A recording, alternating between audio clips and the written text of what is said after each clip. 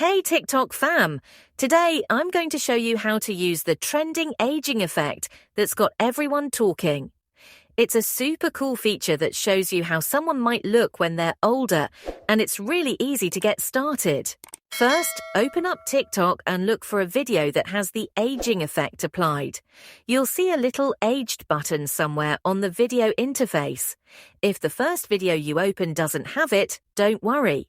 Just try another video from the search results until you find one with the effect.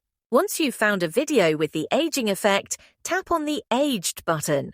This will open up the Effects section. Look for the Use This Effect button and tap on it.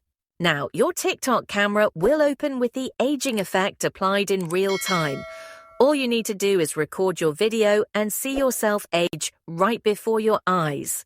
It's really that simple. Have fun playing around with this cool feature and don't forget to share your aged up videos with your friends. If you enjoyed this tutorial, give it a like and subscribe for more TikTok trends. Thanks for watching, and I'll catch you in the next video.